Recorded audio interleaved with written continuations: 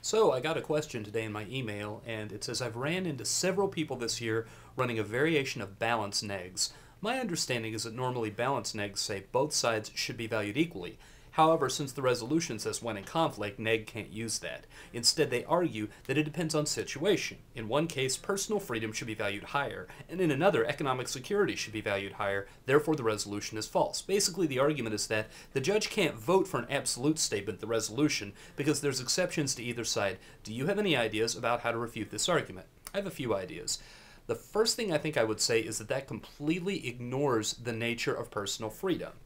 I think you could say that principle, it depends on the situation. That's fine if you're deciding whether to wear your raincoat or your winter coat, but that personal freedom is the kind of thing that's use it or lose it, and when you don't actually get out there and exercise your freedom, you'll find that the way bureaucracies work and the way communities work, you no longer have the freedom if you've let it atrophy. I think you could argue by analogy that it's like deciding on a case-by-case basis whether you'll tell the truth, and just counting on those occasions when you feel like telling the truth, that you'll have enough integrity that anyone's willing to pay attention. But telling the truth and having integrity and being trusted, that's something that's use it or lose it. And if you are on a regular basis making decisions not to tell the truth, then the environment in which you speak to that truth changes to where people don't see you as a person of integrity, and you just run out of willing listeners. So you can talk about the nature of personal freedom if you're not exercising your personal freedom, if in too many situations you're choosing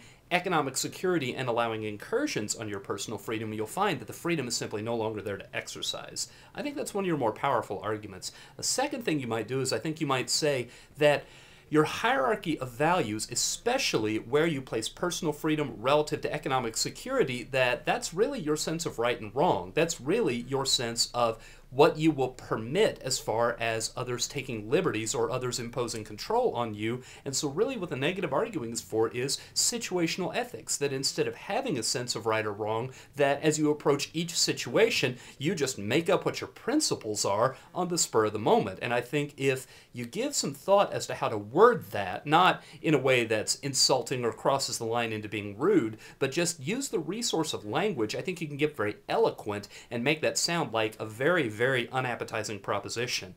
I think that a third argument you could make is you could say there's absolutely no such thing as case by case, because when you're dealing with matters like will I allow an incursion on my freedom, will I give it up for reasons of economic security, every time I do that I am setting a precedent. I think you could draw an analogy, say that a value debate is very much like a Supreme Court case, and they know that whichever way they decide, whichever way they issue a decision, it's going to set a precedent, and that really the only way they can refrain from setting a precedent is to dismiss the case and refuse to hear it. And you can say, because this debate has been joined, because this is a live controversy and both sides are making arguments, that choosing, if in certain cases you are choosing to let economic security take first place, each of those decisions sets a precedent that can be used against you. And when you go to exercise the freedom, then the fact that you defaulted on your freedom before, that the logic of that is in place, that you found that acceptable, therefore making a claim that you have a right that an institution or community has to respect, you've eroded that. Now, that borrows a lot from the idea that freedom is use it or lose it, but it does kind of get at the idea that case by case itself is an illusion, that the resolution of each case stretches out into the future, and it leaves behind a trace of how that decision was made, and it makes it easier for the same decision to be made. It's a sort of decision inertia, that when the negative says deciding on each case, looking at it on first face, that you simply can't do that. Once again, it's not like choosing which coat to wear that day. Then the last argument I think you could make, I think you could say that evaluating each case on its merits is economic calculation. That is in itself a value premise.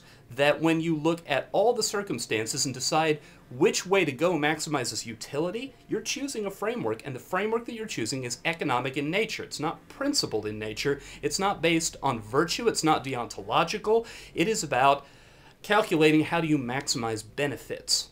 And therefore, even if the negative wants to cloak it and say, well, sometimes I would choose personal freedom, yes, you'd be choosing it to try to maximize your advantage, which is itself a sort of economic calculation. So the logical outcome of the negative's position is really to put personal freedom below economics. So those are some possibilities, and see if those help you out a little bit. It does sound kind of like a novel approach to trying to debate balance negative. I always get tickled by negatives who think it's strategic, and even negatives who enjoy some success by being non-committal and not answering the question of the topic. And if that's got you frustrated, that's certainly something I understand. But I think you've got some angles, and I wish you every bit of luck.